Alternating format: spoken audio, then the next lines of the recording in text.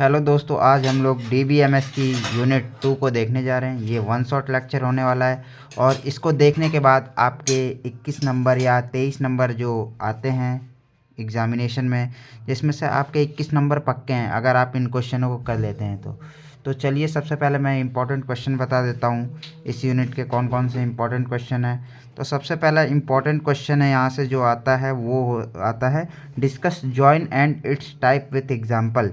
इसको हम लोग 3 स्टार दे देते हैं, ये सबसे ज़्यादा इंपॉर्टेंट क्वेश्चन है। दूसरा क्वेश्चन आता है व्हाट इज़ रिलेशनल अलजेब्रा, ये वाला भी क्वेश्चन आता है। What is relational algebra, discuss it's basic operation, ये हो गया। और तीसरा क्वेश्चन आता है व्हाट इज़ एग्रीगेशन फंक्शन, ये भी आता है, 3 स्टार इसको दे देता हूँ। फंक्शन इज SQL, ठीक है, a write SQL query for different aggregate functions, तो ये हो गया। और चौथा क्वेश्चन जो आता है वो ये, इसको भी 3 स्टार, इसको 2 स्टार मैंने दिया है, ये कम आता है थोड़ा बहुत पर ये ज़्यादा आता है। Explain constraints, integrity entity integrity constraint, referential integrity constraint and domain integrity constraint. तो हम लोग बात करेंगे, इसको आगे देख लेंगे। और फिर जो 5वां क्वेश्चन आता है वो आता है SQL और PL SQL और प्रोसीजरल SQL में क्या डिफरेंस है। तो ये ट्रिगर भी आता है, ये क्वेश्चन भी हल्का सा इम्पॉर्टेंट है, डिफरेंट टाइप ऑफ ट्रिगर। तो ये और SQL PL, मतलब ये ट्रिगर वाला ज़्यादा इम्पॉर्टेंट है, ये 1-2 बार आया है, एक बार आया है मुश्किल से, तो इन सबको हम देखने वाले हैं। तो ये आगे के 2 क्वेश्चन वैसे ही मैंने लिखे हैं पर आप लोग इसको पढ़ सकते हैं। तो चलिए स्टार्ट करते हैं इस यूनिट को। तो सबसे पहले रिलेशनल अलजेब्रा क्या होता है। रिलेशनल अलजेब्रा मतलब कि रिलेशनल अलजेब्रा SQL आपको पता है, SQL किस लिए होता है, डेटाबेस क्रिएट करने के लिए होता है। SQL कैसे मतलब डेटाबेस बनाने के लिए हम ऐसे डेटाबेस बनाने के लिए SQL का यूज करते हैं, जो एक प्रोसीजरल क्वेरी लैंग्वेज है, ठीक है। इसमें कुछ ऐसा सेलेक्ट, ये सब ऑपरेशन, इंसर्ट, ये सब किया जाता है, ठीक है, कुछ करने के लिए, डेटा परफॉर्म टेबल में इंसर्ट करने के लिए। लेकिन जब हम क्या करते हैं, इसको करने से पहले हमें थ्योरेटिकल नॉलेज पढ़ाई जाती है। तो थ्योरेटिकल नॉलेज हमें कहाँ से मिलता है, रिलेशनल अलजेब्रा से। तो relational algebra is a procedural query language, या फिर इसे ऐसा भी लिख सकते हैं, relational algebra is a theoretical query language, ठीक है। तो ये प्रोसीजरल क्वेरी लैंग्वेज है या थ्योरेटिकल क्वेरी लैंग्वेज है। It means it tells what data to be retrieved and how data be retrieved, मतलब कि ये बताता है कि डाटा क्या डाटा चाहिए और कैसे वो मिलेगा, ये बताता है। It consist set of operation, it takes one और two relation as input and produce a new relation as a result. ये 2 या 2 से अधिक या 2 या 2 से अधिक वो ले लेता है इनपुट, रिलेशन मतलब टेबल के फॉर्म में ले लेगा, और इनपुट प्रोड्यूस करेगा, एक सिंगल इनपुट प्रोड्यूस करेगा। There are many operation for data manipulation, data manipulation के लिए आपको पता है क्या क्या, DML में मैंने पढ़ाया था पिछली बार यूनिट 1 में। तो सेलेक्ट ऑपरेशन होता है from, where, project, union, set difference. Select operation तो सिंपल सेलेक्शन यहाँ पे लिखा जाता है, वहाँ पे सिलेक्शन था, इंसर्ट था, और भी बहुत कुछ था। तो यहाँ की हम देख लेते हैं सिंटेक्स कुछ कैसा होता है सेलेक्ट का। सेलेक्ट किस लिए यूज होता है, यूनिरी ऑपरेटर है पहली बात। और किस लिए यूज होता है, use to select rows that certify a given condition, जैसे टेबल में से किसी रो को सेलेक्ट करना है तो उसके लिए यूज होता है। इसका सिंटेक्स कहता होता है, सिंटेक्स आप लोग पेपर में लिख के आएंगे, तो सिंटेक्स इसका ऐसा होता है, इसको ऐसे सिग्मा से डिनोट किया जाता है, फिर इसके नीचे कंडीशन लिखी जाती है, और फिर रिलेशन टेबल का नेम लिख दिया जाता है यहाँ पे। तो जैसे ये नेम है, रोल नंबर, नेम, मार्क्स। तो यहाँ पे मेरे को क्या चाहिए, select student who gets more than 50% marks. तो सेलेक्ट करूँगा रो, मतलब ऐसे रो में ही तो है ना स्टूडेंट का डेटा, तो रो को सेलेक्ट करने के लिए रो ये लगा दिया, सिलेक्शन फॉर रो, और marks is greater then 50%, table का नेम लिख दिया, तो ये आ जाएगा मेरे पास आंसर लिख के, दोनों में से किसका ग्रेटर मार्क है 50% से, तो ये आ गया बिट्टू का। तो फिर अब नेक्स्ट ऑपरेशन कौन सा होता है, नेक्स्ट ऑपरेशन होता है पाई यानी projection. Only column are selected, no filtering of row. उसमें हम लोग रो को सेलेक्ट कर रहे थे, इसमें कॉलम को सेलेक्ट करेंगे। It select the column and certify the given condition from relation, denoted by pi symbol, ठीक है। तो ये पाई से डिनोट किया जाता है। अब कॉलम नेम टेबल नेम तो सेम वैसा ही है, यहाँ पे बस पाई हो जा रहा है, यहाँ पे कॉलम नेम आ जाएगा और यहाँ पे टेबल नेम तो सब में ही आता है। तो स्टूडेंट टेबल में ये है, ठीक है। ये अब मुझे क्या करना है, मान लीजिए मुझे ये रोल नंबर को देखना है, मुझे रोल नंबर का रो चाहिए, कॉलम चाहिए। तो मैं क्या लिखूँगा, पाई रोल नंबर और फिर स्टूडेंट टेबल का नेम लिख दूंगा, इसका टेबल का नेम। तो ये मेरे को roll number as a output मिल जाएगा। लेकिन अब दूसरा क्या क्वेश्चन आ जाता है यहाँ पे, दोनों का यूज साथ में कॉम्बाइन यूज कैसे करते हैं। जैसे मैं बोलूँगा कॉलेज में जाके, मान लीजिए कोई बोलता है कि retrieve the name of student whose roll number is equal to 2, मतलब कि उस रोल नंबर को रिटर्न करो जिसका रोल नंबर 2 हो। उस स्टूडेंट का नेम, ओनली नेम रिटर्न करना है मुझे, रिट्रीव करना है, मतलब सिर्फ नेम करना है। पर हमने पढ़ा था कि जो सिग्मा यूज होता है वो रो वाला डेटा को फिल्टर करने के लिए होता है, जो पाई होता है वो कॉलम वाले को करने के लिए होता है, फाइंड। पर इसमें हम दोनों को साथ में कैसे यूज करेंगे, तो सबसे पहले हम लोग इसको यूज करेंगे, ठीक है।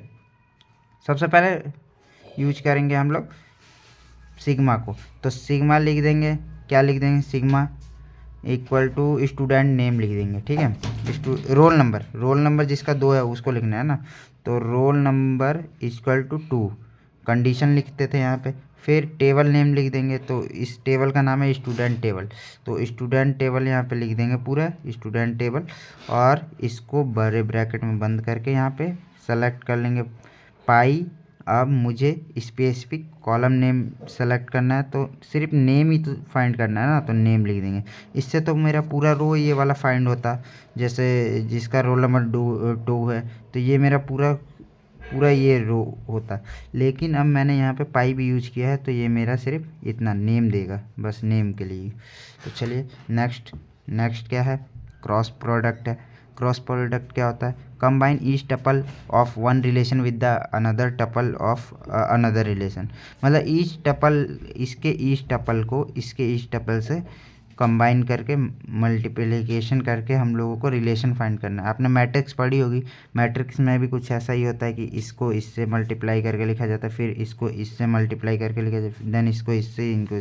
तो इसमें ईच रो को इसके ईच रो से मल्टीप्लाई किया जाएगा। तो ये सिंपली A20 है, तो ये 2 टाइम्स लिख देंगे A20, फिर इसको B.Tech एक बार और एक बार पॉली, ठीक है। फिर इसको भी B90 और B90 को 2 बार लिख देंगे, इसके साथ भी कंबाइन कर देंगे। नेक्स्ट हो गया आपका set difference find tuple that are in one relation but not in another relation. मतलब सिंपली जो इसमें होगा वो इसमें ना हो, ठीक है। तो R-S कैसे लिखेंगे, मान लीजिए जो इसमें है इसमें नहीं है, तो इसको माइनस करेंगे, तो इसमें 1 तो है, तो ये तो इससे माइनस हो जाएगा। जो 2 नहीं है तो 2 यहाँ पे आ जाएगा एज। इसको किससे डिनोट करते हैं, ऐसे माइनस के साइन से करते हैं। सिंटेक्स इसका ये रहा, सिंटेक्स R-S, ये R टेबल है, ये S टेबल है। यूनियन, अब यूनियन की बात कर लेते हैं। तो यूनियन में आपको पता है कि डुप्लीकेट टपल रिमूव हो जाते हैं, और जो दोनों में सेम चीज़ में, मतलब दोनों की सारी चीज़ें मिला के एक सेट बना दिया जाता है। तो इसमें 1 2 3 है, यहाँ पे 5 1 है, तो इसमें से रिमूव कौन सी होगी, डुप्लीकेट वाली रिमूव हो जाएगी, और ये 1 2 3 5 आ जाएगा एज इट इज, ठीक है। रीनेम ऑपरेटर देख लेते हैं।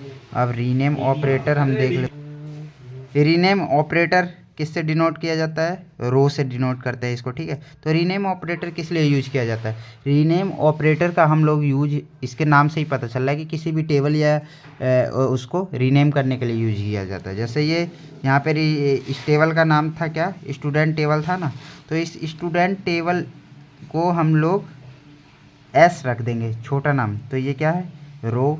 सिंटेक्स का न्यू नेम, यहाँ पे ओल्ड नेम या टेबल नेम, ठीक है। तो row S as a new name, पुराने वाले टेबल का नाम लिख दें रो। तो ये हो गया। अब इस स्टूडेंट टेबल का नाम जो है स्टूडेंट से हटाकर यहाँ पे S हो जाएगा, ठीक है। अब नेक्स्ट ऑपरेशन कौन सा, इंटरसेक्शन ऑपरेशन। तो इंटरसेक्शन आपको पता है जो कॉमन एट्रीब्यूट होते हैं और कॉमन चीज़ें होती है सेट में, वो आ जाती हैं। तो ये डिनोटेड इससे किया जाता है, उल्टे U से, और A इंटरसेक्शन भी आप इसको लिख सकते हैं, जब उसमें लिख दिया मैंने। जैसे कि यहाँ पे एग्जांपल था, इन दोनों में कॉमन कौन था, यूनियन में इन दोनों टेबल में कॉमन कौन है, तो ये 1A कॉमन है, तो ये यहाँ पे ये इंटरसेक्शन वाले में सिर्फ ये आ जाएगा। अब हमारा मोस्ट इम्पॉर्टेंट टॉपिक आता है जॉइन। तो जॉइन क्यों यूज होता है? जॉइन इसके नाम से ही पता चल रहा है कि जॉइन मतलब जोड़ने वाला, कंबाइन करने वाला। तो join operation are use to combine two और more tables by common attribute. Join किस लिए यूज होता है? दो टेबलों को कंबाइन करने के लिए। किस बेसिस पे कंबाइन करता है? जो कि बोथ टेबल में जो सेम वैल्यू होंगी या कॉमन एट्रीब्यूट होंगे उसके आधार पे ये ज्वाइन कर देगा। तो ये सिंपल एक 8वां उसका वो भी ऑपरेशन भी है, बट ये 7 मार्क्स में एक अलग से भी क्वेश्चन आता है जो इम्पोर्टेंट है। अब जॉइन में आप लोग ये डायग्राम बना सकते हैं थोड़ा इस टाइप का। सबसे पहले जॉइन कितने टाइप के होते हैं? जॉइन 2 टाइप के होते हैं, inner join and outer join. ठीक है, इनर जॉइन के क्या क्या टाइप है? Theta join, equi join, natural join. और ये क्या है? आउटर जॉइन के क्या क्या टाइप है? Left outer join, right outer join and full outer join. तो अब हम लोग पढ़ लेते हैं इनर जॉइन। इनर जॉइन क्या होता है? It return a data set that have matching value in both tables. मतलब कि जो इस टेबल में और इस टेबल में दोनों में मैच होंगी वही इसके अंदर आएंगी। वही ये 3 टाइप के जॉइन जो मैंने बताया, theta, equi and semi equi, उन सब में जो आएंगी वो इनर जॉइन। मतलब बोथ टेबल में से कुछ कॉमन एट्रीब्यूट मिलेगा।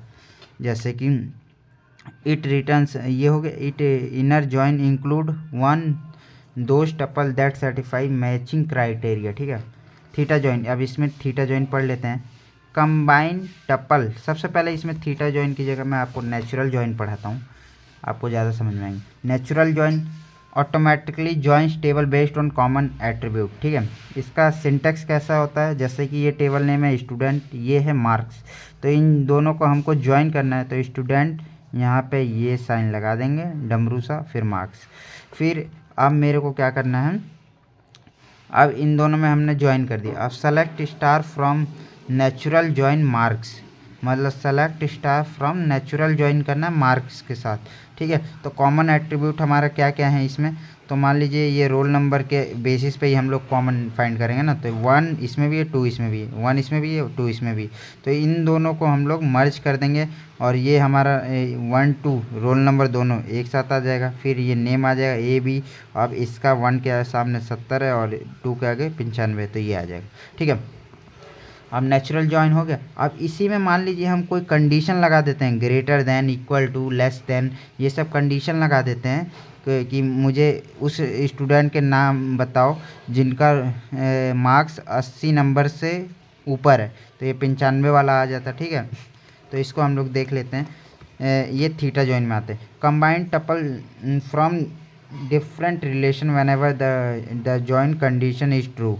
ये कंबाइन तभी करता है जब जॉइन कंडीशन ट्रू हो जाती है। कंडीशन में use operator likes, equal to, less than, greater than, equal to, ETC। तो इसका सिंटेक्स क्या होता है? ये मान लीजिए ये स्टूडेंट टेबल है, तो स्टूडेंट को हमने S से डिनोट कर लिया और स्कोर हो गया ये S। या मान लीजिए स्टूडेंट और स्कोर का मुझे लेना है, तो मैं लूँगा स्टूडेंट और यहाँ पे कंडीशन लिख दूँगा और यहाँ पे स्कोर। यहाँ पे कंडीशन क्या आई गई इसकी? इसका सिंटेक्स ये है, सिंपली R डमरू साइन, फिर कंडीशन, फिर S, पहला रिलेशन दूसरा रिलेशन। तो यहाँ पे ये क्वेश्चन देख लेते हैं। Combine student and score table where student score is greater than score dot min score. तो जो ये पूछ रहे हैं, यहाँ पे स्कोर दिया है, यहाँ पे मिनिमम स्कोर दिया है। तो ये कह रहा है कि इन दोनों को कंबाइन करो जिसमें कि इसके मिनिमम स्कोर जो है वो ज़्यादा हो, वो मिनिमम स्कोर से बड़ा हो ये स्कोर, तो उन्हीं को कंबाइन करना है। क्या 70 से 80 बड़ा है? हाँ बड़ा है, तो अब इसको इसके सामने 70 के सामने ये लिख देंगे। क्या 70 से 75 बड़ा है? हाँ बड़ा है, तो ये 75 भी लिख देंगे। ठीक है, क्या 70 से 75 बड़ा है? ये लिख दिया ऐसे ऐसे। ठीक है, क्या 80 से 85 बड़ा है? हाँ बड़ा है, तो 85 भी लिख दिया। 80 और 85 को कंबाइन कर दिया। क्या 90 से 85 बड़ा है? नहीं, नहीं बड़ा है, तो 90 85 नहीं लिखा है, सिर्फ 90 लिखा है। 90 से 70 से बड़ा है और 80 से बड़ा है, इन दोनों से बड़ा है 90, तो इन दोनों के साथ इसको कंबाइन कर देंगे 90 को। ठीक है, समझ रहे हो? ठीक है, आगे चलते हैं। नेचुरल जॉइन हो गया। इक्वी जॉइन, जो उस कंडीशन में सिर्फ इक्वल टू ऑपरेशन का यूज होगा तो वो हो जाएगा इक्वी जॉइन। ठीक है, एम्प्लॉय, ये एम्प्लॉय टेबल है, ये डिपार्टमेंट टेबल है। Employ table join with department table and condition is employ dot employ ID और equal to employ department ID. मतलब दोनों सेम होगी तो उसी के बेसिस पे ये वो कॉमन एट्रीब्यूट को मर्ज कर देता है और ज्वाइन कर देता है।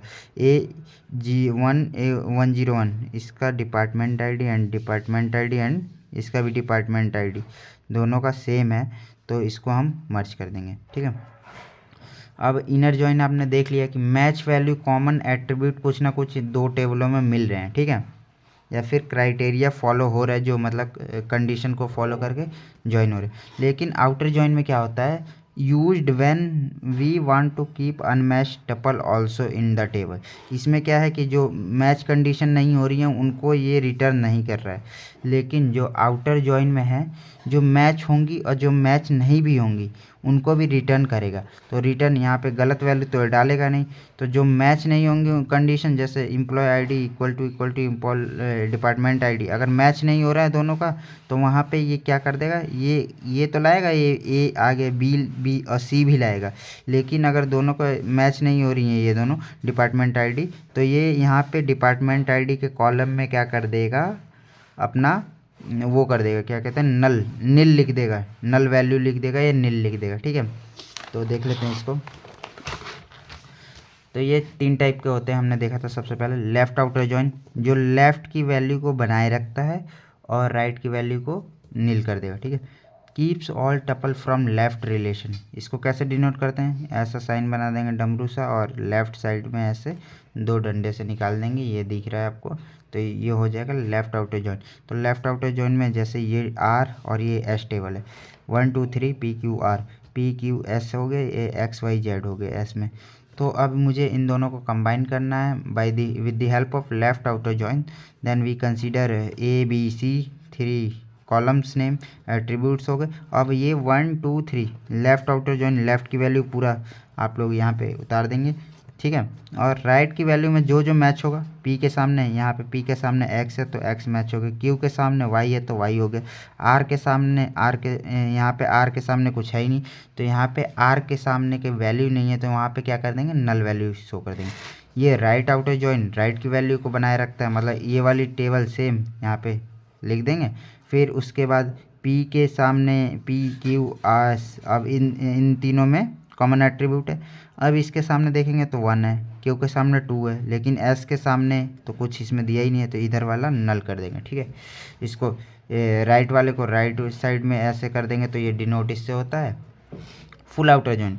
मतलब दोनों वैल्यू को पूरे टेबल को ही रखना है इसको, मतलब जो मैच होंगी और जो ना मैच होंगी उनको भी रखना है, और जो नहीं मैच होंगी कंडीशन उसकी जगह पर नल वैल्यू रखना है। Keeps all tuple from both table relation and इसको कैसे डिनोट करते हैं? तो इसको डिनोट करने का सिंपली हम लोग डिनोट करते हैं इसको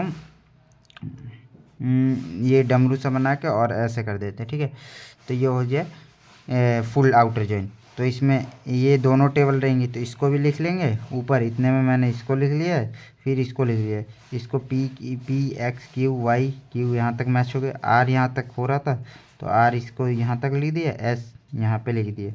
अब इन दोनों का एस को इधर वाली वैल्यू नहीं है पता, तो एस की जगह हम लोग वो लिख देंगे, क्या कहते हैं, नल वैल्यू लिख देंगे, यहाँ पे सी में नल वैल्यू लिख देंगे, आर के सामने के कुछ पता ही नहीं है इसमें। ठीक है, तो ये होता है हमारा कंप्लीट जॉइन। तो एक क्रॉस जॉइन भी आता है, ये कार्टेशियन प्रोडक्ट वाला ही है कि मतलब ईच टपल को ईच कॉलम दूसरे टपल के साथ, मतलब इसके हर एक टपल को इसके हर एक टपल के साथ मल्टीप्लाई करके लिख दिया जाता है। तो ये कर भी सकते हैं, नहीं भी कर सकते हैं। अब इम्पॉर्टेंट क्वेश्चन 7 मार्क का यहाँ से भी आता है, एग्रीगेट फंक्शन। एग्रीगेट फंक्शन क्या होता है? एग्रीगेट फंक्शन सिंपल लैंग्वेज में मैं आपको बताऊँ कि aggregate function is the function that perform calculation on group of values. मतलब ये इनपुट में बहुत सारी इसके पास वैल्यू आ जाएंगी, बहुत सारी इनपुट में ये वैल्यू ले लेगा और यहाँ से सिंगल आउटपुट वैल्यू जनरेट करेगा। ठीक है, तो ये हल्का सा डिजिटल इलेक्ट्रॉनिक्स में मक्स टाइप का है, तो वैसा ही है कुछ। तो यहाँ पे क्या होता है कि मल्टीपल इनपुट वैल्यू लेगा और एक आउटपुट निकालेगा। तो aggregation function in SQL are used to perform calculation on multiple rows of a table and return a single summarised value. जो कंडीशन को फॉलो करे उसको रिटर्न करेगा सिंगल वैल्यू। तो ये किस एक टाइप कितने होते हैं एग्रीगेट फंक्शन के, तो ये टाइप ऑफ एग्रीगेट फंक्शन है। तो पहला होता है मैक्स, दूसरा मिन, एवरेज, काउंट एंड सम। तो इसका कुछ काउंट किस लिए यूज होता है, काउंट नाम से ही पता कर चल रहा है कि किसी चीज़ को गिनने के लिए कितने हैं। मिन किस लिए यूज होता है, मिन मिनिमम वैल्यू फाइंड करने के लिए, मैक्स मैक्सिमम वैल्यू फाइंड करने के लिए, और जो एवरेज होता है वो सभी का एवरेज निकालने के लिए, और ये सम सभी को ऐड करने के लिए यूज होता है सम। इसका सिंटैक्स कुछ इस तरह से होता है, जैसे मेरे को करना है मिनिमम किसी चीज़ का निकालना है, तो मैं सेलेक्ट करूँगा सेलेक्ट मिन। अब मुझे क्या मिनिमम चाहिए, मुझे मार्क्स मिनिमम चाहिए, मार्क्स। तो मार्क्स फ्रॉम किस टेबल से मैं लूँगा, टेबल नेम लिख दूँगा यहाँ पे कि स्टूडेंट टेबल से मान लेते हैं मेरे को मार्क यहाँ पे ये। तो इसका सिंटैक्स कुछ इस तरह से हो जाएगा, सिंटैक्स नहीं बल्कि ये कोड ही लिख दिया हमने एसक्यूएल।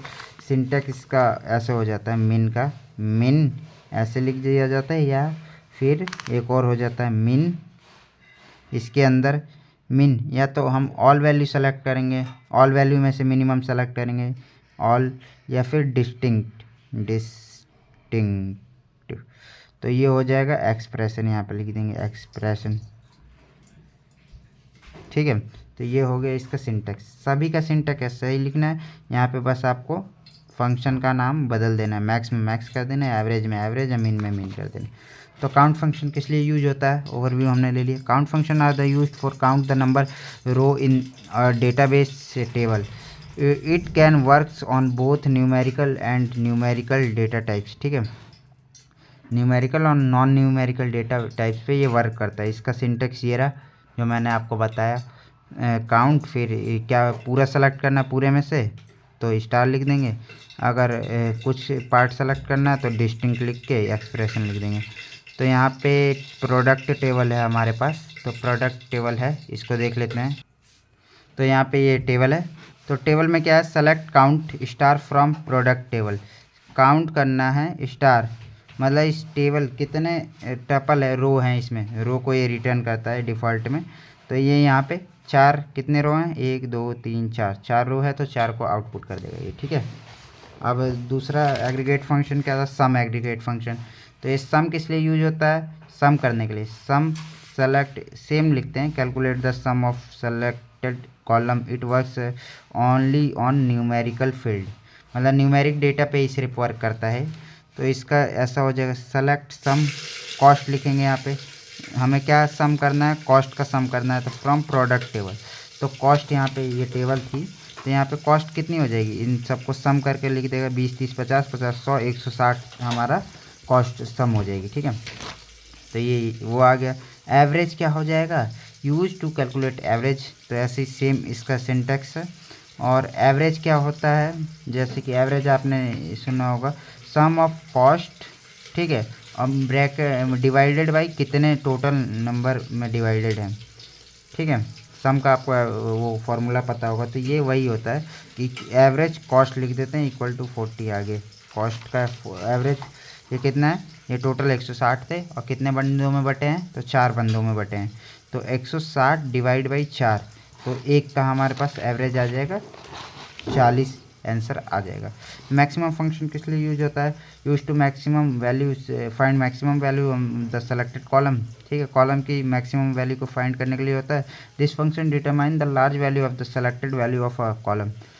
ठीक है, सबसे लार्ज या बड़ी वैल्यू या मैक्सिमम वैल्यू को फाइंड करने के लिए यूज होता है। सेलेक्ट मैक्स क्वांटिटी, इसमें से सबसे ज़्यादा क्वांटिटी में देखेंगे सबसे बड़ी वैल्यू कौन सी है, तो क्वांटिटी में हमारे पास इसमें इस कॉलम में 5 है, तो 5 यहाँ से रिटर्न हो जाएगा। मिनिमम अगर देखते हैं तो क्वांटिटी में मिनिमम कौन सी थी, तो मिनिमम यहाँ पे 2 थी, तो ये क्लैश करेंगी, बट दोनों ही मेरे को लग रहा है रिटर्न हो जाएंगी। तो इसको आप 2 मतलब 2 मिनिमम है तो दोनों कैसे हो सकते हैं, वैल्यू तो एक ही है ना, तो यही रिटर्न हो जाएगा। ठीक है, अब आते हैं एसक्यूएल जो हमारा इम्पोर्टेंट टॉपिक तो है इस यूनिट का, बट एग्ज़ाम के लिए भी इम्पोर्टेंट है और नहीं भी है, तो पर इसको पढ़ना बहुत ज़रूरी है। तो एसक्यूएल के पूरी हम लोग डाटा सब कुछ देख लेते हैं। SQL is a standard structured query language. Structured query language होती है। SQL is a language which is use to communicate with database. मैंने बताया था कि एसक्यूएल किस लिए यूज होती है, डेटाबेस बनाते हैं तो डेटाबेस में क्या करना है, कैसे करना है, तो वो सब एसक्यूएल की हेल्प से हम लोग करते हैं। तो क्रिएट, रीड, अपडेट, डिलीट ये CRUD ऑपरेशन होता है जो एसक्यूएल यूज करती है। अब हम लोग एसक्यूएल की कैरेक्टरिस्टिक देखने वाली हैं। तो कैरेक्टरिस्टिक में आप हर चीज़ का कैरेक्टरिस्टिक ये सेम लेवल में छाप सकते हैं। हाई लेवल लैंग्वेज है, नॉन प्रोसीजरल है, मतलब इसमें पूरा मतलब ये नहीं बताया जाता प्रोसेस को कि कैसे गेट करना है, कैसे सब कुछ, ये ऑटोमेटिक सब कुछ अपने आप सब कुछ ले आती है। मतलब you not specify what to do, not how to get do it, मतलब कि ये नहीं बताने की ज़रूरत पड़ती कि हाँ चीनी जाओ मार्केट से ले आओ, पर ये नहीं बताएंगे कि किस दुकान से लाना है या कैसे लाना है, ये डायरेक्ट चीनी ले आएगा। पोर्टेबल है, work with many database systems, किसी भी डेटाबेस मैनेजमेंट सिस्टम के साथ वर्क कर सकता है। पावरफुल है, स्टैंडर्डाइज्ड है। एडवांटेज क्या होती हैं एसक्यूएल की, तो advantage easy to learn, efficient data management, support multiple user, ensure data integrity and security. Integrity का मतलब होता है कि एंश्योर करना कि डाटा वैलिड है, and correctness. Integrity means integrity और रिलायबिलिटी एंड मैनेज, ये सब आपको टर्म्स हर जगह सुनने को मिलेंगे, तो इसको आप याद कर लें और इसका आप चैट जीपीटी से इन सबको ईजी लैंग्वेज में समझ सकते हैं। अब हम लोग देख लेते हैं डेटा टाइप्स इन एसक्यूएल। तो डेटा टाइप्स क्या होते हैं, जो बताते हैं कि डेटा किस टाइप का डेटा स्टोर या यूज किया जा रहा है। तो इसमें एक होता है न्यूमेरिक डेटा टाइप्स, एक होता है कैरेक्टर डेटा टाइप्स, एक होता है date and time, and other one is Boolean. तो न्यूमेरिक में आपके integer, small integer, big integer, float. Float number किस लिए होता है, डेसिमल नंबर को स्टोर करने के लिए। ये इंटीजर किस लिए होता है, पूर्ण संख्याओं को स्टोर करने के लिए जो पूरी होती हैं, जैसे डेसिमल नंबर नहीं होता, 1 2 3 ये सब हो गई।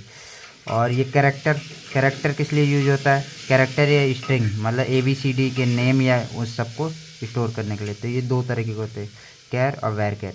और डेट में आप डेट को स्टोर कर सकते हैं, टाइम को स्टोर कर सकते हैं, टाइम को डेटा टाइप में स्टोर कर सकते हैं, और ईयर को। ठीक है, बूलियन किस लिए होता है, ये कंस्टेंट ट्रू एंड फॉल्स, जब भी हमें ट्रू या फॉल्स की ज़रूरत होती है तो उस केस में हम लोग बूलियन करते हैं। एसक्यूएल कमांड्स, एसक्यूएल कमांड पिछले यूनिट में मैंने आपको बताया था, यहाँ पे भी इसका एक वो ले लेते हैं ओवरव्यू।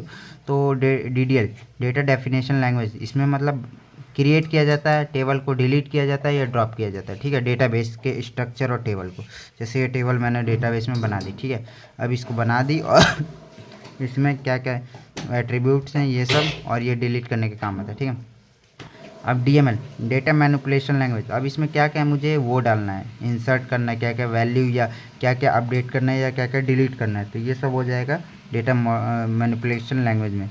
ये DQL डाटा क्वेरी लैंग्वेज, ये एक्स्ट्रा यहाँ पे मैंने लिख दिया है, तो ये 4 ही आपको पढ़ने हैं, ये। तो ये DQL में सेलेक्ट ऑपरेशन यहाँ से पे नहीं, यहाँ पे हो जाता है सिंपली। तो DCL data control language, control language मतलब सिक्योरिटी के बारे में देखेगा, जो कंट्रोल और सिक्योरिटी को मैनेज करेगा। ठीक है, तो ग्रांट और रिवोक होते हैं। ग्रांट मतलब कि परमिशन दे देता है, और रिवोक मतलब परमिशन वापस ले लेता है एक्सेस करने का। Transaction control language, manage transaction, commit and roll back. Transaction क्या होती है, set of operation that are performed in DBMS। ठीक है, सेट ऑफ ऑपरेशंस होता है और ये परफॉर्म होता है DBMS के अंदर। तो इसमें कमिट किया जाता है, रोल बैक किया जाता है। एसक्यूएल ऑपरेटर्स कौन कौन से होते हैं, arithmetic, comparison and logical and special. तो ये सब आपके एसक्यूएल ऑपरेटर है। ये आपका थोड़ा सा जो मैंने बताया डेटाबेस लैंग्वेजेस का, उसी का थोड़ा अच्छे से लिखा हुआ है, किस लिए यूज होता है, हर एक फंक्शन क्रिएट करने के लिए न्यू टेबल, अल्टर ये मॉडिफाई और एग्जिस्टिंग टेबल को मॉडिफाई करने के लिए, ड्रॉप डिलीट अ टेबल और database, truncate remove all record from the table, ठीक है, बट कीप स्ट्रक्चर, मतलब रिमूव तो करेगा ट्रंकेट से, ठीक है, पर उसमें का स्ट्रक्चर बना रहेगा, उसका डाटा डिलीट हो जाएंगे। ड्रॉप मतलब कि पूरा टेबल ही डिलीट कर दो, ट्रंकेट मतलब उसमें का डाटा ओनली डिलीट करो, उसमें के रो डिलीट करो बस, ठीक है। Insert add new record in table, update modify existing record, जैसे अपडेट हमने किया था ना वहाँ पे रीनेम ऑपरेटर का यूज किया था ऑपरेशन, तो वो रीनेम इसमें भी हो सकता है, यहाँ पे रीनेम है। अपडेट का मतलब कि जैसे अभी मान लो कि कोई टीचर है, उसका नाम XYZ है, डिपार्टमेंट का HOD है, लेकिन वो टीचर जब बदलेगा, कोई न्यू टीचर आएगा तो उसका नेम अपडेट करके हम लोगों को करना पड़ेगा। डिलीट करने के लिए सेलेक्ट, डिलीट किस लिए यूज होता है, रिमूव स्पेसिफिक रिकॉर्ड, एक रो को डिलीट करने के लिए यूज होता है। और ड्रॉप किस लिए यूज होता है, पूरे टेबल को ही हटा देगा वो, और ये सिर्फ उसमें का एक वैल्यू को डिलीट करेगा। Select retrieve data from table, select मतलब कि एक रो सेलेक्ट करने के लिए, फाइंड करने के लिए। ग्रांट परमिशन देने के लिए, access, revoke take back permission access, ठीक है। Commit save changes permanently, roll back मतलब undo changes, save points, set a point for partial roll back, ठीक है। अब हमारा टॉपिक आता है ट्रिगर। ट्रिगर क्या होता है, सिंपली ट्रिगर से नाम से भी कुछ पता चल रहा है कि ट्रिगर बंदूक का ट्रिगर होता है या कुछ ऐसा, तो उसको आप लोग समझ सकते हैं कि ट्रिगर एक ऐसा टाइप का इवेंट हो, ट्रिगर एक पहले से प्री डिफाइंड प्रोग्राम होता है, ठीक है, जो जब कुछ ऐसा काम होने वाला होता है या इवेंट अकर होता है तो जिस पे हमने उसको सेट किया है तो वो ऑटोमेटिकली रन हो जाता है, ठीक है। तो इसका वो पढ़ लेते हैं। A trigger is a special type stored procedural program which are automatically executed when some event occur मतलब कि जैसे कि आपने चूहा पकड़ने का वो जाली तो देखा होगा ना, तो उसमें क्या होता है, ट्रिगर हम लोग लगा देते हैं। जब चूहा अंदर आएगा तो ऑटोमेटिक वो रोटी खाएगा, तो उसकी वजह से वो ट्रिगर हो जाएगा, और ट्रिगर होकर उसका पिंजड़ा बंद हो जाता है बाहर से चूहा पकड़ने वाला जाल का, ठीक है। तो ये बेसिकली इसमें भी मतलब यही होता है कि ट्रिगर उसी लिए यूज होता है कि कोई स्पेशल इवेंट अकर होता है तो ये ऑटोमेटिकली रन हो जाता है, ठीक है। अब ये कितने टाइप्स के ये वो होते हैं ट्रिगर, तो टाइप्स देख लेते हैं। DML ट्रिगर होते हैं, DDL ट्रिगर होते हैं, सिस्टम इवेंट ट्रिगर होते हैं, compound trigger and instant trigger. तो ये simple based on event trigger है, ठीक है।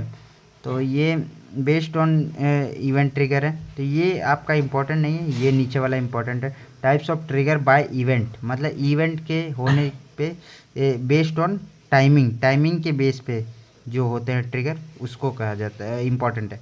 तो बिफोर ट्रिगर मतलब कि नाम से पता चल रहा है, मतलब कोई चूहा घुसने से पहले ही कुछ काम हो जाए, वैसा है। आफ्टर ट्रिगर मतलब चूहा घुस गया अंदर, वो जब काम करने लगा तो उसके बाद ट्रिगर हो, पिंजड़ा बंद हो। इंस्टेड ऑफ ट्रिगर मतलब कि ओरिजिनल क्वेरी की जगह पर ट्रिगर रन होता है, ठीक है। तो स्टेटमेंट बिफोर ट्रिगर में क्या था, स्टेटमेंट एक्सिक्यूट होने से पहले, मतलब before it trigger before statement executed, ठीक है। और it trigger before after it trigger after statement run executed, मतलब रन होने के बाद ट्रिगर होता है, ठीक है। अब हम लोग पढ़ते हैं नेक्स्ट टॉपिक है कंस्ट्रेंट्स। कंस्ट्रेंट्स में हमारा इम्पोर्टेंट जो आता है वो आता है ये इंटीग्रिटी कंस्ट्रेंट। तो पर इंटीग्रिटी कंस्ट्रेंट पढ़ने से पहले हम लोग को कंस्ट्रेंट पढ़ना पड़ेगा। सिंपल कंस्ट्रेंट क्या होता है, मतलब कि ये रूल और वो होता है, रूल बेसिकली ये रूल्स होता है, ठीक है, जो हमारा इंश्योर करता है कि डाटा एक्यूरेट हो, वैलिडिटी हो, इंटीग्रिटी हो, मतलब डाटा की करेक्टनेस को, ये रूल्स, ऐसे रूल्स जो डाटा बढ़िया है, सही है, ये सब इंश्योर करते हैं कि अच्छा है ना, हाँ ठीक है। अ कंस्ट्रेंट इज अ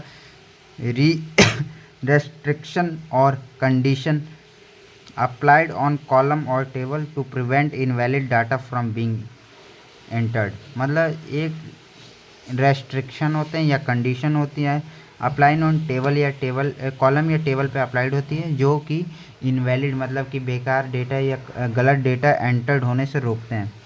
तो जैसे हम लोगों ने यहाँ पे एग्जांपल के थ्रू आपको बताता हूँ। ये है एसक्यूएल का पूरा ये कोड लिखा हुआ है। तो क्रिएट टेबल स्टूडेंट, क्रिएट का हमने यूज़ देखा था, किस लिए यूज होता है कि क्रिएट करने के लिए स्ट्रक्चर। तो क्रिएट टेबल स्टूडेंट, क्रिएट किया क्या हमने, टेबल को क्रिएट किया और टेबल का नेम क्या है, स्टूडेंट नेम है, ठीक है। अब इसमें क्या क्या कॉलम नेम होंगे, तो कॉलम नेम ये वाले जो होते हैं, ये ब्लू से लिखा है, ये कॉलम नेम है। तो स्टूडेंट आईडी हो गया, स्टूडेंट का नेम होगा, स्टूडेंट का एज, ईमेल और कोर्स आईडी, ठीक है।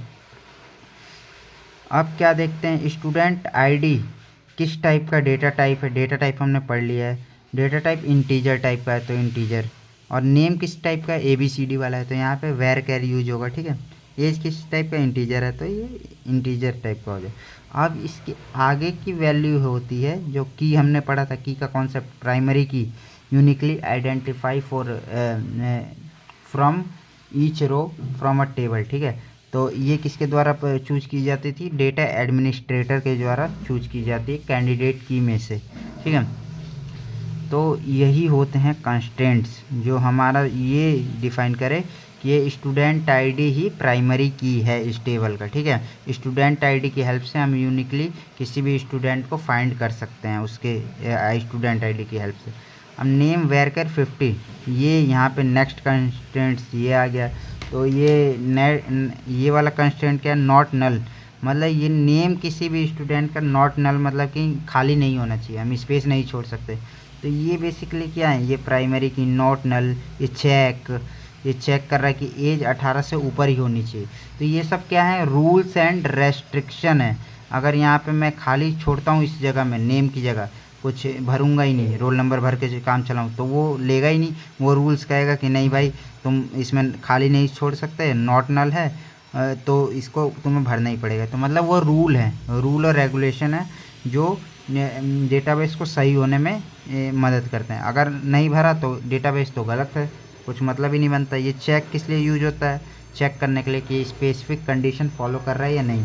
तो ये प्राइमरी की नॉट नल, चेक और यूनिक किस लिए कि मतलब हर एक वैल्यू, ईमेल आईडी वेरकर 100, ठीक है। ईमेल आईडी ये कॉलम नेम हो गया, वेरकर डेटा टाइप हो गए। यूनिक मतलब कि हो गया कि ईमेल आईडी यूनिक होनी चाहिए।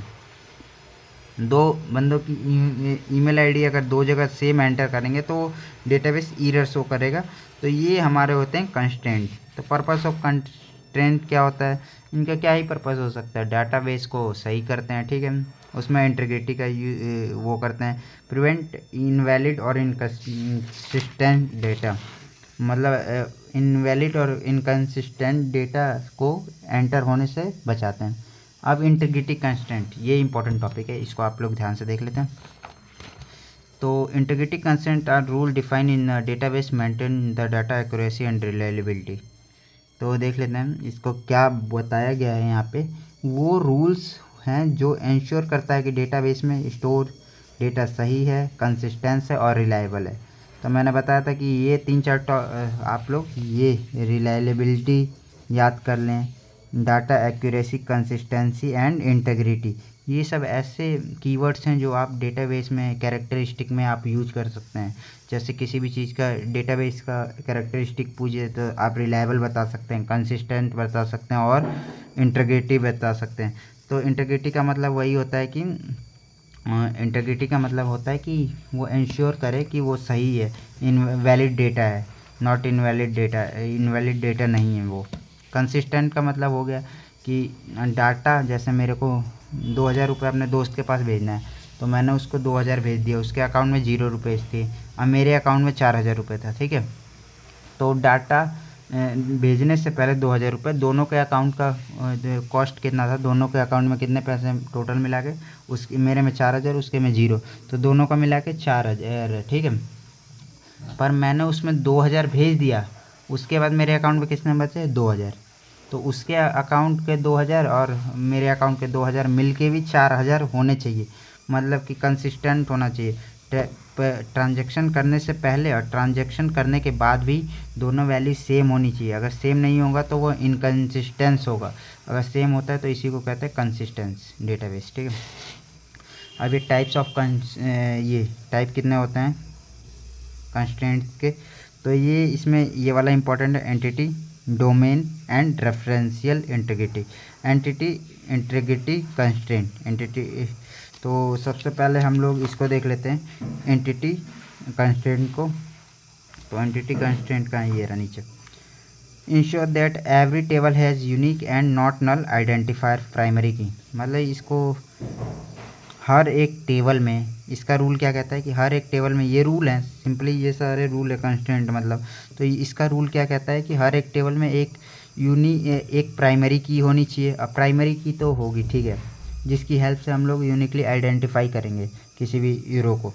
तो एक प्राइमरी की होनी चाहिए और उसकी वैल्यू नॉट नल होनी चाहिए। तो यहाँ पे इसके दो कंडीशन है, प्राइमरी की पी के एंड प्लस नॉट नल, ये value not null, not equal to not null के बराबर, इक्वल नॉट नल के बराबर होनी चाहिए, ठीक है। दो कंडीशन है, इसको प्लस ही लिख देते हैं ऐसे। और डोमेन कंस्टेंट क्या कहता है कि जो भी टेबल में तुम लोग डेटा एंटर कर रहे हो, वो जो होगा वो एक रूल को फॉलो करेगा और एक वैलिड जो कंडीशन होगी उसको सेटिस्फाई करेगा। और उस मतलब कि डोमेन मतलब कि डेटाबेस को बताता है किस टाइप का डेटा डालना है, डोमेन डिसीजन कर दे, ठीक है, डोमेन उसका डिसाइड कर दे कि किस डोमेन का डेटा आएगा यहाँ पे। तो जैसे कि domain constraint ensure valid in a column are from the same valid domain. जैसे रेंज बता देता है, डेटा टाइप बता देता है और फॉर्मेट बता देता है कि किस टाइप का डेटा आएगा, किस उसकी रेंज क्या होगी और उसका फॉर्मेट क्या होगा। जैसे कि यहाँ पे एज की कॉलम में क्या डालना है, only number allowed, positive number allowed जिनका एज 0 से बड़ा हो, ठीक है। तो ये तो सही है, ये भी सही है, ये -5 सही है, पॉजिटिव नंबर है ही नहीं ये तो, और 0 से बड़ा है ही नहीं, ये पॉजिटिव ही नहीं है। तो ये नॉट अलाउड है इस केस में, डोमेन कंस्ट्रेंट में। एंटिटी कंस्ट्रेंट में बताया कि हर एक टेबल के पास एक प्राइमरी की होनी चाहिए जिसकी वैल्यू नॉट नल होनी चाहिए, हर एक प्राइमरी की। तो इसमें हम लोग प्राइमरी की, स्टूडेंट आईडी को प्राइमरी की एज यूज़ कर रहे हैं, तो ये प्राइमरी की वैल्यू ये तो सही है, ये भी सही है, पर ये यूनिक होनी चाहिए, ये बोथ आर यूनिक होनी चाहिए और यूनिक भी होनी चाहिए, ये यूनिक होनी चाहिए। अच्छा, मैंने बता रखा है इसी को, सेम वैल्यू नॉट अलाउड, यहाँ पे 1 ही लिखे रहने देते हैं, आप लोग ऐसे दिखा सकते हैं कि नॉट अलाउड है ये, और ये खाली डिब्बा भी नॉट अलाउड है। वही है कि यूनिक होनी चाहिए और नॉट नल होनी चाहिए, तो ये दोनों कंडीशन नॉट अलाउड है इसमें। रेफरेंशियल इंटीग्रिटी क्या होती है, रेफरेंशियल इंटीग्रिटी का मतलब होता है इसमें रेफरेंशियल जैसे कि किसी को कंपनी में काम करना होता है, किसी के रेफरेंस की हेल्प से हम लोग कंपनी में जॉब ले लेते हैं, जान पहचान के हेल्प से, तो वही इसमें रेफरेंशियल इंटीग्रिटी का मतलब होता है। इसमें जो दो कंपनी या दो ऑर्गेनाइजेशन या दो टेबल के बीच एक कॉमन एट्रीब्यूट के आधार पे, जिसे फॉरेन की कहा जाता है, उसके थ्रू दोनों को कंबाइन किया जाता है, तो ये होता है रेफरेंशियल इंटीग्रिटी का।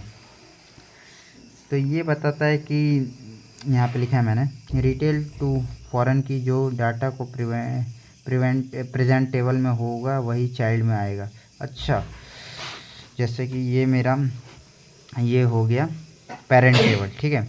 अब इसमें जो आएगा इसमें फॉरेन की, वो जो होगी, जो प्राइमरी की होगी कोई सी इसमें, वो इसमें दूसरे टेबल में एज अ फॉरेन की यूज़ होनी चाहिए, ठीक है। तो जैसे कि यहाँ पे जो वैल्यू है, course ID, Python, database, DBMS, ये सारे इसमें जो हैं वो यहाँ पे है, दोनों हैं ये सर्टिफाई, पर ये C++ तो इधर है ही नहीं कहीं, तो ये अलाउड नहीं है, C++ अलाउड नहीं होगा इसमें, ठीक है। की कंस्ट्रेंट क्या हो गया, इंश्योर दैट की प्राइमरी की, कैंडिडेट की और फॉरेन की। इंश्योर करता है कि की कैसी होनी चाहिए, या तो प्राइमरी की हो या तो फॉरेन की हो, जो यूनिकली आइडेंटिफाई करे, ठीक है। जैसे कि इसमें यूनिकली आइडेंटिफाई नहीं कर पा रही है, दोनों same value, not allowed same value, ये डिफरेंट अलाउड है। अब इसको आसान सा थोड़ा सा और देख लेते हैं, आसान लैंग्वेज में मैंने यहाँ पे लिखा है, easy to learn, integrity question, primary और नॉट नल, दो कंडीशन होनी चाहिए, ठीक है।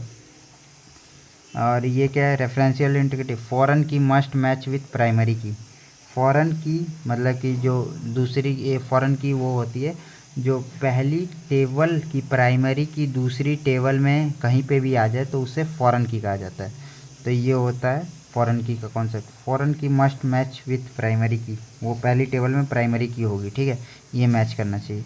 डोमेन क्या होता है, value must be with in valid range, मतलब वही कि करेक्टनेस होनी चाहिए, उसका फॉर्मेट क्या होना चाहिए, उसका रेंज क्या होनी चाहिए, ये सब दिखाता है। की में कि की must be unique and valid होनी चाहिए, ठीक है। तो यहाँ पे हमारा यूनिट 2 ख़त्म होता है। तो चलिए इसी के साथ इस लेक्चर को यहीं पे एंड करते हैं। अगली वीडियो होने वाली है यूनिट 3 की, तो यूनिट 3 को आप लोग देख सकते हैं, ये नोट्स मैंने पूरा बना लिया है, तो यूनिट 3 आप कर लेना, अभी मैं लाऊंगा लेक्चर। तो अगर आप इतना कर लेते हैं तो ये आपका यूनिट 2 हो जाएगा अच्छे से। तो यहाँ पे एक बार फिर से मैं सीधा करके इसको फ़ोन को ले लेता हूँ कि कौन कौन सा इम्पोर्टेंट टॉपिक है। तो सबसे पहला इम्पोर्टेंट टॉपिक ये आता है जॉइन का इम्पोर्टेंट क्वेश्चन आता है ये, आप लोग इसका स्क्रीनशॉट ले लेंगे। जॉइन में आप लोग ये वाला डायग्राम बना देंगे। फिर ये हो गया, ये सारे टाइप के जॉइन हो गए, ठीक है, सारे टाइप के जॉइन हो गए। अब फिर ये लेफ़्ट जॉइन, ये भी जॉइन का टाइप हो गया। अब ये एग्रीगेट फंक्शन भी 7 मार्क्स में आता है, तो इसको भी आप लोग देख सकते हैं। इसके नोट्स आपको मिल जाएंगे, जल्दी ही प्रोवाइड करवा दूंगा मैं, आपको लिंक दे दूंगा ईमेल ड्राइव का, उसमें से आप लोग डाउनलोड कर सकते हैं। तो ये वाला फंक्शन ये भी इम्पॉर्टेंट है। और यहाँ से ये ट्रिगर इम्पॉर्टेंट क्वेश्चन है। ट्रिगर के बाद डायरेक्ट आपके इंटीग्रिटी कांस्टेंट्स, ये वाले जो कांस्टेंट हैं ये इम्पॉर्टेंट क्वेश्चन है। तो चलिए तो एंड करते हैं इस वीडियो को। Thank you for watching and subscribe our channel.